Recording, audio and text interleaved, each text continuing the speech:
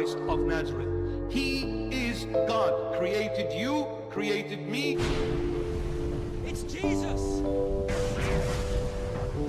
He is the Messiah.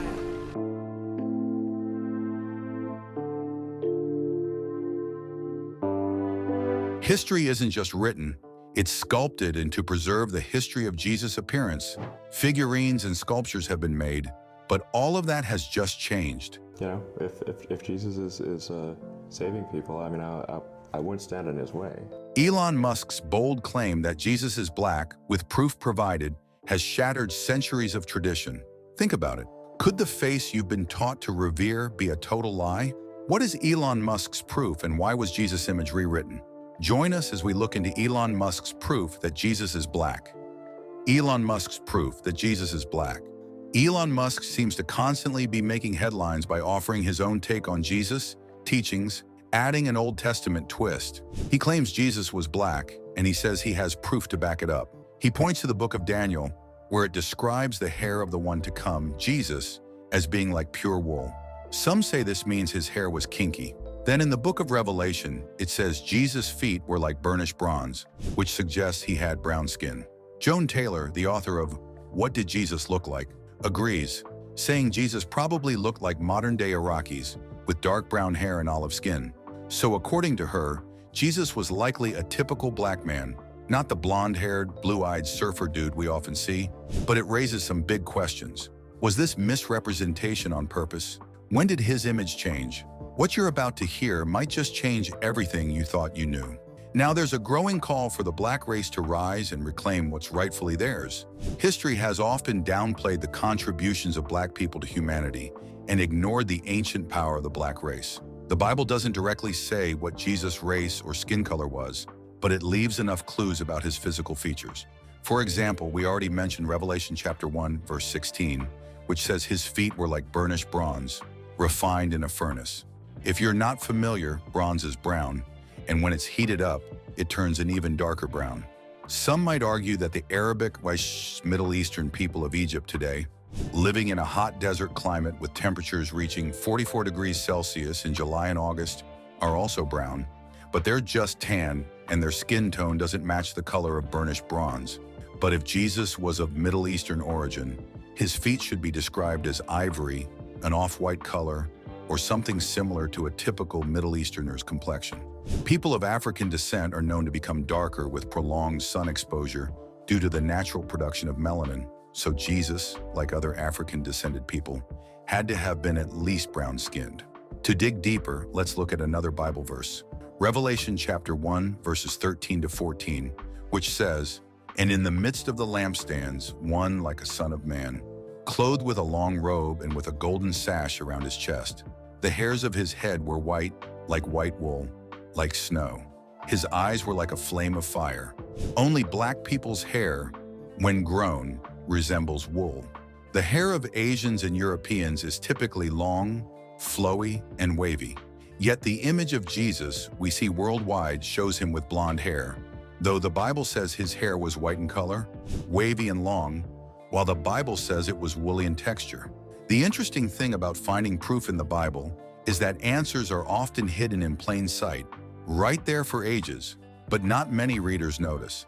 In Daniel 10 verses 5 to 6, Daniel describes a vision of Jesus saying, "I lifted up my eyes and looked, and behold, a man clothed in linen, with a belt of fine gold from Uphaz around his waist.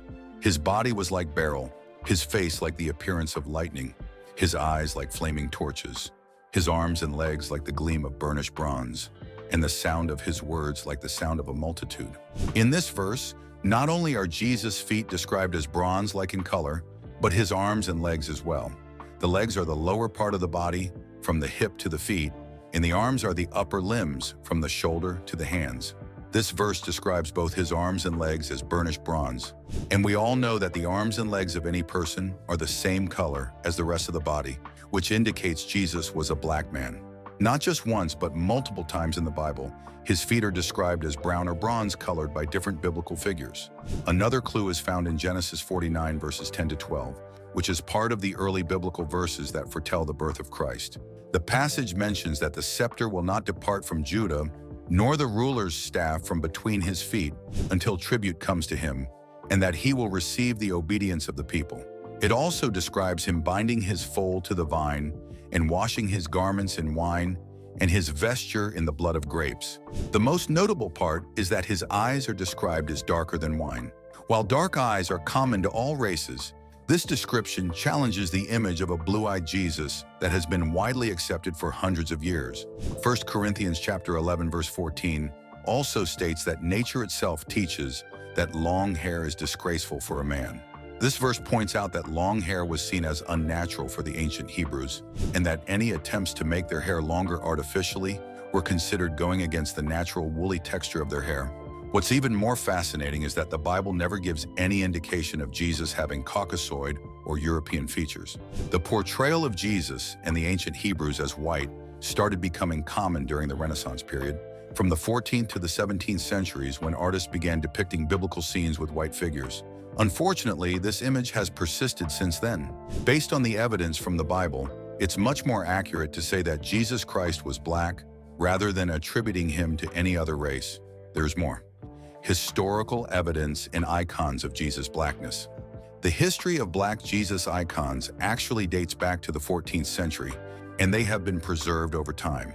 These icons depict predominantly black figures, marking a major departure from the usual European images of Jesus and his followers.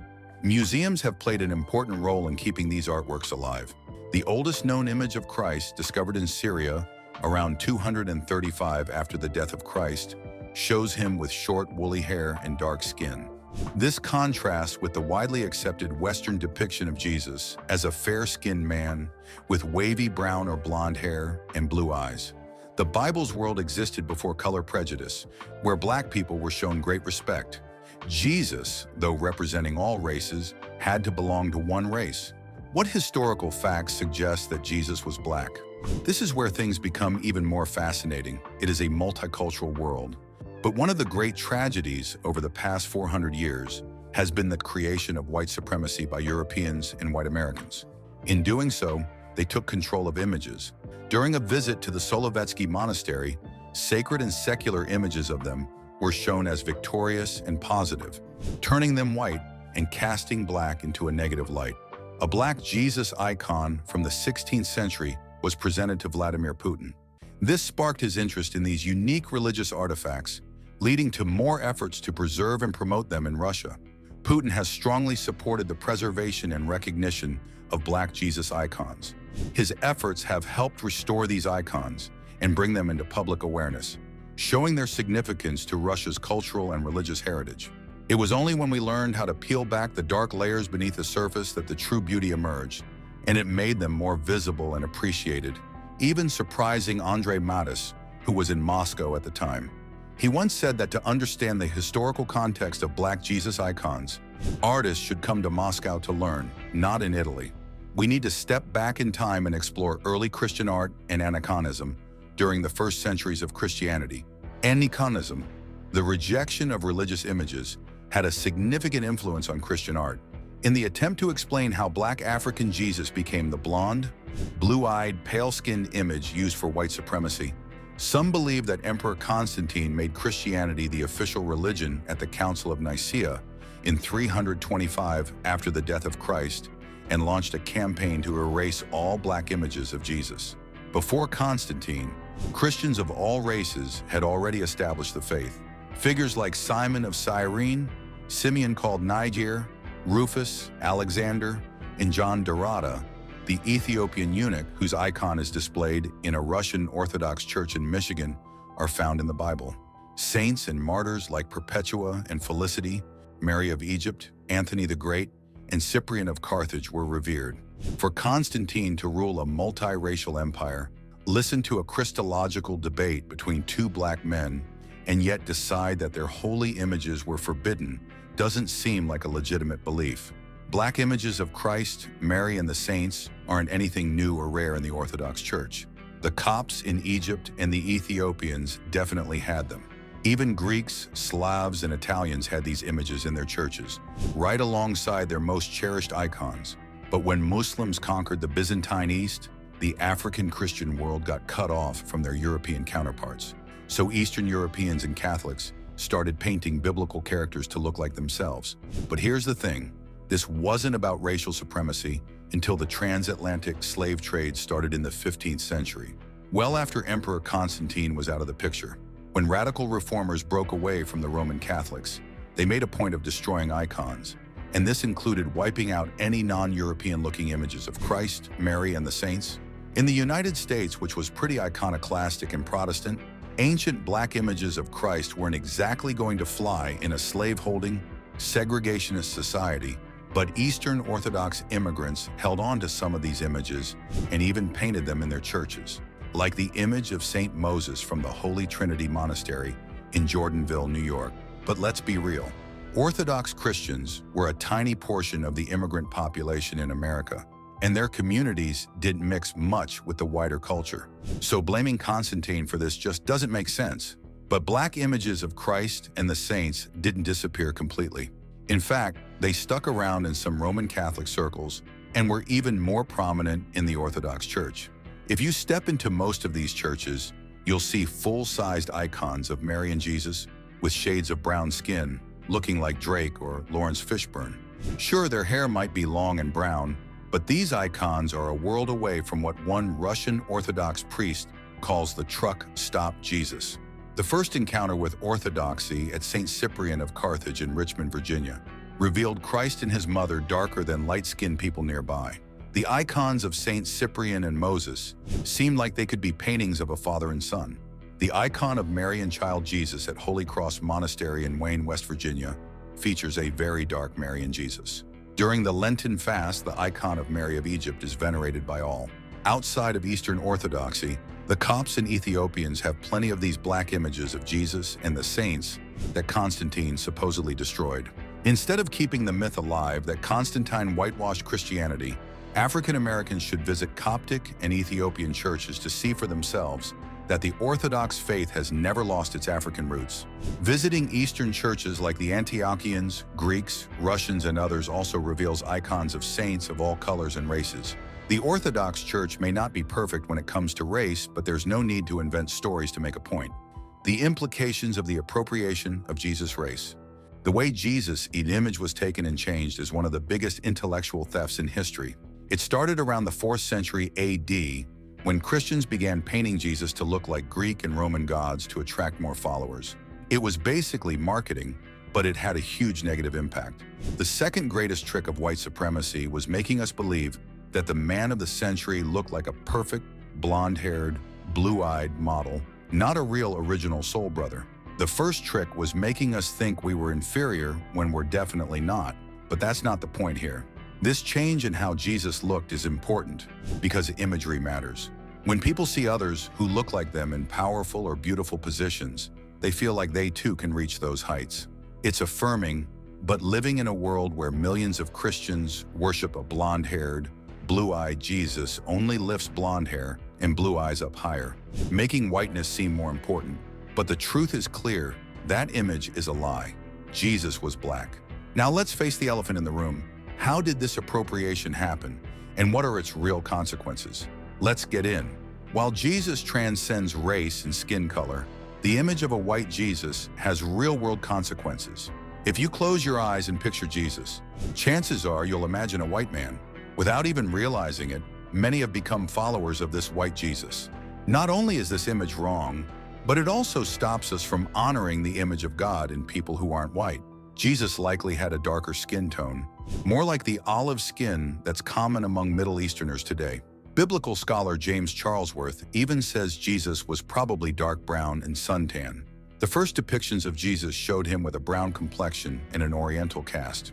But by the 6th century, Byzantine artists started showing him with white skin, a beard, and hair parted in the middle.